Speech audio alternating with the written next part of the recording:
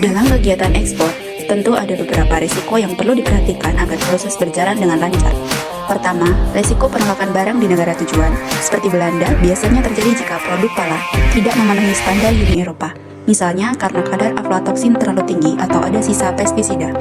Untuk mengatasinya, eksportir perlu menerapkan standar mutu internasional seperti Hazard Analysis and Critical Control Point dan Good Manufacturing Practice, serta melakukan uji laboratorium dan mendapatkan sertifikat phytosanitary sebelum pengiriman. Kedua, ada risiko fluktuasi harga dan nilai tukar mata uang yang dapat memengaruhi keuntungan.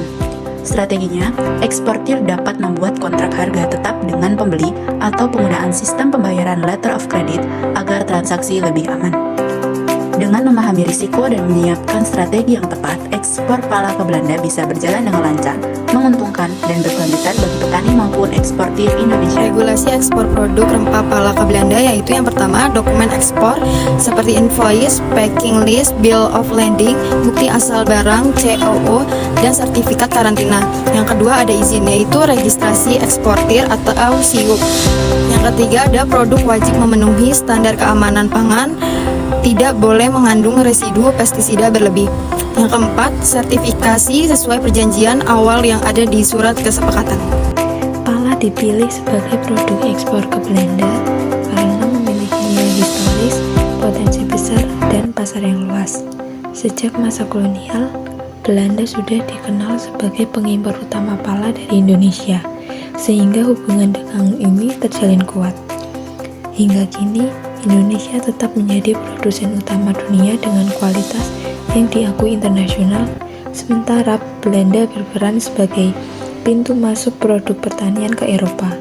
Selain itu, pala dibutuhkan di berbagai industri seperti makanan, farmasi, parfum, dan kosmetik, sehingga permintaannya stabil dan memberi peluang besar untuk meningkatkan devisa sekaligus kesejahteraan petani lokal. Biaya per ton, yang pertama ada produksi dan pengelolaan senilai 25-40 juta, yang kedua ada pengemasan senilai 3-6 juta, yang ketiga ada uji lab dan sertifikasi senilai 1,5 juta sampai 4,5 juta, yang keempat ada transportasi lokal dan bongkar muat senilai 2,5 juta sampai 6 juta, yang kelima ada administrasi dan dokumen senilai 0,8 juta sampai 2,5 juta. Total per tonnya yaitu 33,8 juta sampai 59 juta. Harga jual FOB di pasar ekspor yaitu 4.500 per ton sampai 10.000 per ton. Simulasi 10 ton pala, biaya total 338 sampai 590 juta. Nilai jualnya yaitu 720 juta sampai 1,5 miliar juta. Skema dalam ekspor rempah ke negara Belanda dengan skema FOB atau Fee on Board membuat perjanjian antara eksportir dan importir dalam pembagian tanggung jawab, biaya, dan resiko. Eksportir hanya menanggung biaya hingga barang dimuat ke kapal di pelabuhan Indonesia. Setelah itu, resiko dan biaya ditanggung oleh importir Belanda. Hal ini mengurangi resiko eksportir terkait biaya transportasi internasional dengan keuntungan pembagian resiko yang jelas. Biaya transportasi internasional ditanggung importir. Proses pengiriman lebih sederhana, meningkatkan efisiensi operasional. Adapun skema kedua yaitu metode pembayaran internasional dengan menggunakan metode letter of credit.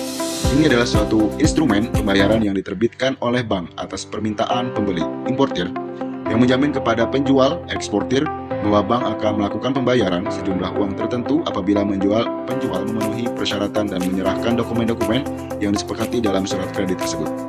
Hal ini direkomendasikan skema ini dengan tujuan menjamin pembayaran kepada penjual jika persyaratan dalam letter of credit terpenuhi, memberikan rasa aman kepada penjual karena pembayaran dijamin oleh bank, melindungi pembeli dengan memastikan barang dikirim sesuai kesepakatan sebelum pembayaran dilakukan.